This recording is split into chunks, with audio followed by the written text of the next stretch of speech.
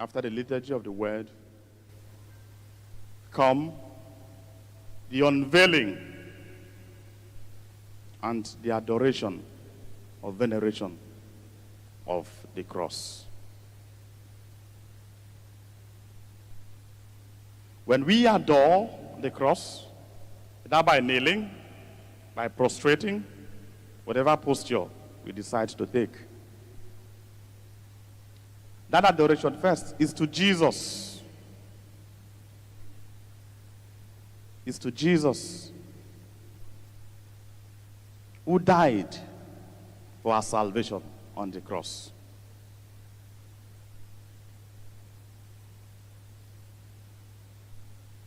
And as a sign of respect to the cross, which used to be a symbol of shame,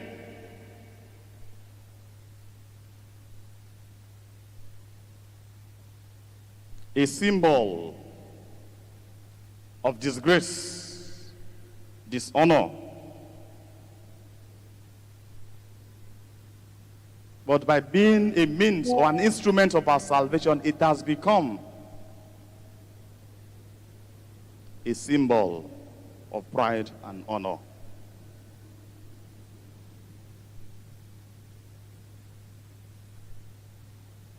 When we come for Stations of the Cross, we chant it. We adore thee, O Christ, and we praise thee, because by your holy cross, you have redeemed the world.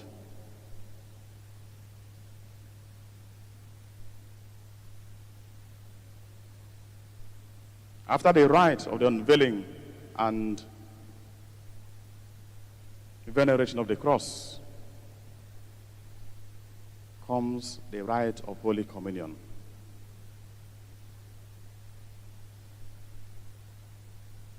It is very important for us to note that because of the nature of that day's Good Friday celebration, even announcement in church had to be toned down. It is a day for and of sober reflection.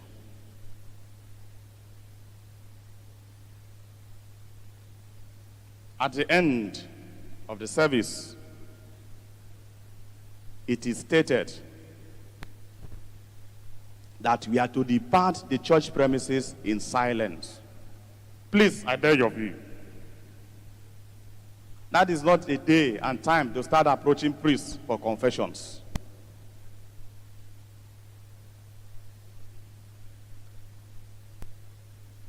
I repeat, that is not a day and a time to start approaching priests for confessions after the service on Good Friday. It is not a day and a time for us to start exchanging pleasantries.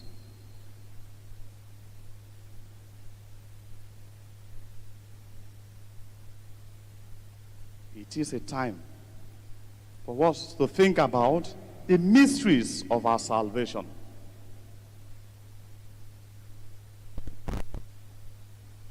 That brings to an end the liturgy of Good Friday. Holy Saturday, Mass is not celebrated until the Vigil Mass. In the life of the church, this is the mother of all vigils. The rubric is very clear. This day, the church celebrates the mother of all vigils. Because that vigil itself is a high point of the Triduum.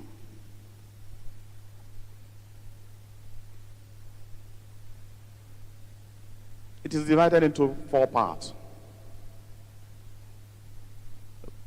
It begins with the service of light outside the church, where the priest blesses the fire, after which he lights the Paschal candle. The Paschal candle represents or symbolizes Jesus, the light that Jesus is, the light that dispels the darkness of the world, darkness from our heart.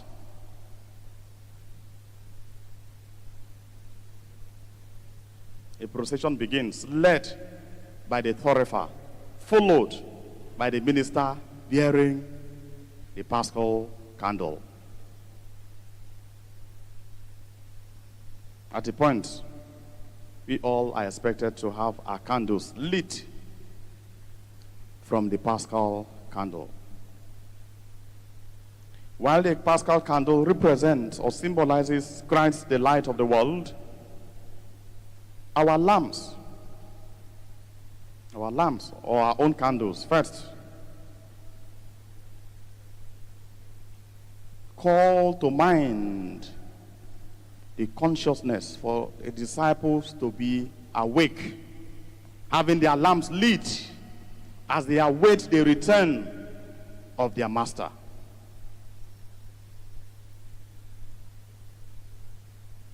That is the fundamental significance of our light, of that light. But there's something that could be said theologically. The lights in the church are turned off as we go out for the service of light. First, only the Paschal candle is lit. It steps into the church. Only the Paschal candle brightens the church. It brightens the church. But the brightness is still limited. When we have our own candles lit, the church becomes brighter than it was when only the Paschal candle was lit. Jesus is the only light, the true light that enlightens the world, that brightens the world. But we, his disciples, have a role to play. Having tapped from that true light, we are also expected to brighten the world more.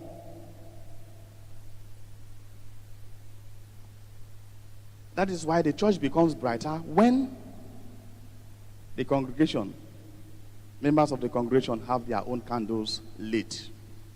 We are not just to tap from that light and put it under a bushel. The fathers of the Second Vatican Council will say in the dogmatic constitution on the church that the mission of the church is one. The lay members of the church participate in this mission, this one mission of the church, which is the establishment and the sustenance of the kingdom of God on earth. So the role of the lay members of the church is to see to it that the faith, the light of Christ, the church is reached. Reaches those areas where without them, the church wouldn't have reached. So when we tap from the light of Christ, we are expected to have that light enlighten the world. With our candles lit, you see that we jealously, consciously try to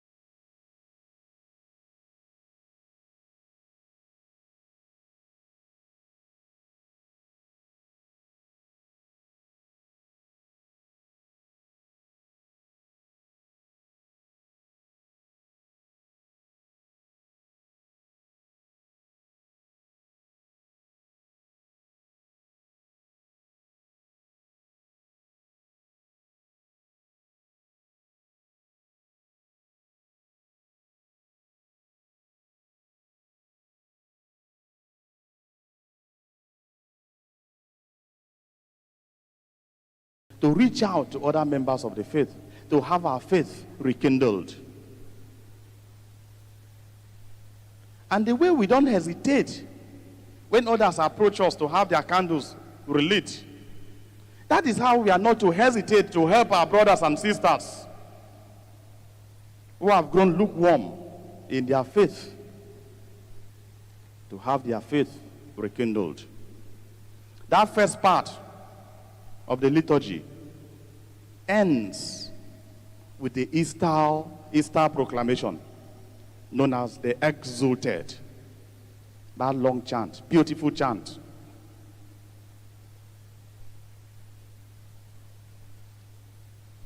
After which, the liturgy of the word begins. 9 readings. 7 from the Old Testament, drawn from the Law and Prophets. 2 from the New Testament. It is important that the 9 readings be read to bring out the character of the vigil. But for pastoral reasons, sometimes there might be need to reduce the readings. In reducing the readings, you reduce the one from the Old Testament.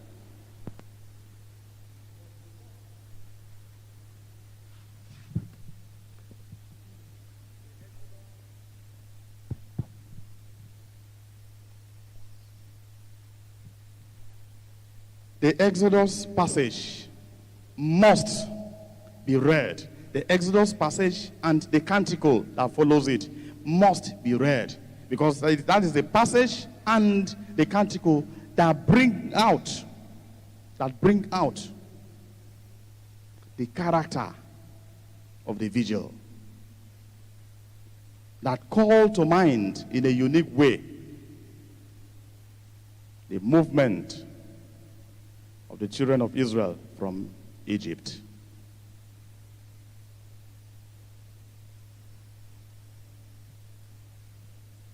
After the readings, after the liturgy of the word, that ends with the homily, comes the baptismal liturgy, where the pregnant church gives birth to new offspring, through the sacrament of Christian initiation.